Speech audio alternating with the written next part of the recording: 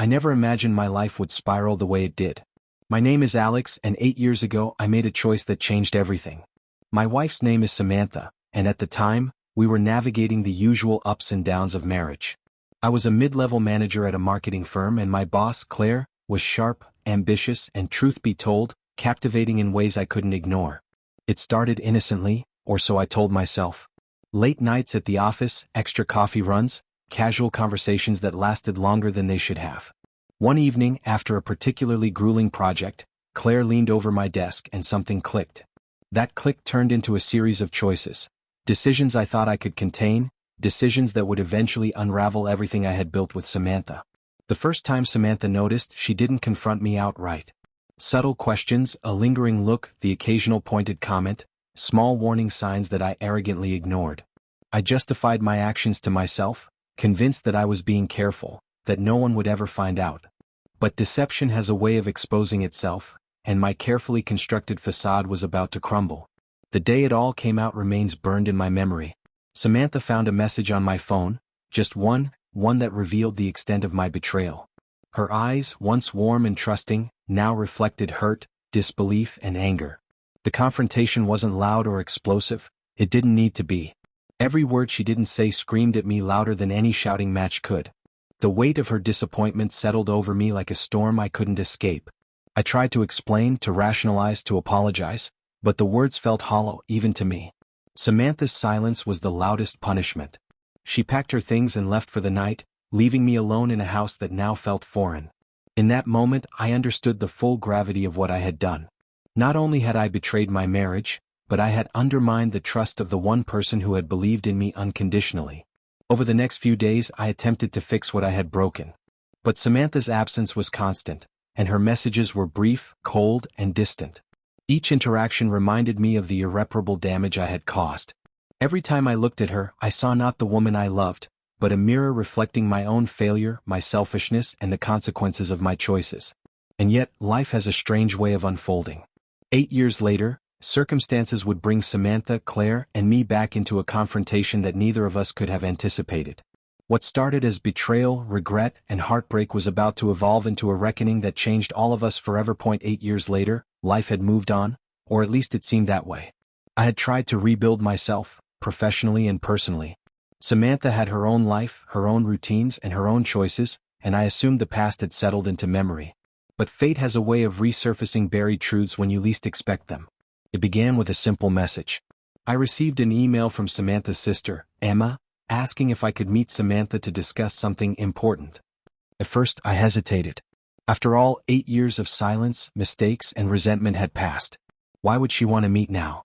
But curiosity, mixed with a lingering sense of unfinished business, compelled me to say yes. The meeting was at a small cafe near the beach. Samantha arrived first, and I could see the mix of emotions on her face.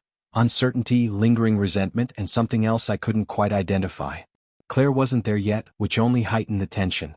We exchanged cautious greetings, polite smiles that barely masked years of unspoken words. Finally, Samantha spoke. "Alex, do you remember everything that happened?" Her tone was calm but carried the weight of 8 years of unresolved emotions. I nodded, the memories flooding back. The betrayal, the heartbreak, the guilt, and the humiliation. Then Claire walked in. Seeing her again was surreal. She looked confident, unbothered, completely at ease, and yet there was an unmistakable tension in the air between the three of us. The cafe seemed to shrink around us as past mistakes, betrayals, and choices converged into a single, charged moment. Samantha began recounting her perspective, her voice steady but tinged with pain. She talked about the aftermath, the nights she cried alone, the way her trust had been shattered, and the long road she had taken to rebuild her life. Claire remained silent, her eyes on me as if judging, assessing, and silently acknowledging the chaos we had all contributed to. And then the unexpected happened. Instead of anger, instead of confrontation, Samantha did something I never anticipated. She revealed the consequences of our actions on her own life, on the people around us, and even on Claire. What had seemed like a private betrayal had rippled outward, leaving traces in ways none of us could have predicted. The weight of 8 years of unspoken truths, resentment, and choices hung in the air like a storm waiting to break. It was in that moment I realized something profound. 8 years of silence had not erased pain, but it had allowed perspective to emerge. What began as betrayal had evolved into a complicated, tangled web of human emotion, accountability, and unintended consequences. And the meeting at that cafe was about to bring everything to light, forcing all of us to confront not just the past, but the reality we had created for ourselves. That as the conversation unfolded, the weight of years of choices became undeniable. Samantha's calm tone contrasted sharply with the chaos that had erupted 8 years ago. Claire remained silent, yet her presence was like a shadow over the table, a reminder of the tension and betrayal that had once consumed us. Samantha continued, describing how the aftermath had shaped her life. She spoke of trust shattered, friendships strained, and nights of self-doubt. Hearing her account, I felt the full impact of my actions, not as guilt but as clarity. The choices I had made had consequences that extended far beyond my own life. Every secret, every lie, every fleeting decision had left ripples that had endured through time. Then came the moment that changed everything. Samantha looked directly at me, her eyes softening. "Alex," she said, "I've learned to forgive not for your sake but for mine. For all these years I held on to anger and it poisoned me. Today I can let it go."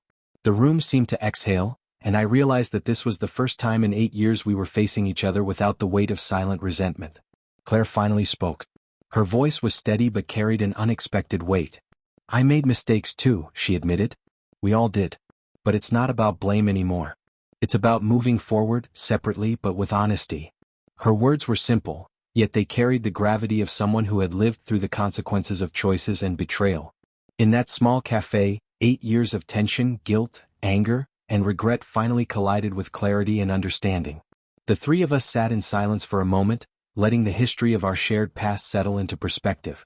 The room, once charged with potential conflict, now held a fragile peace.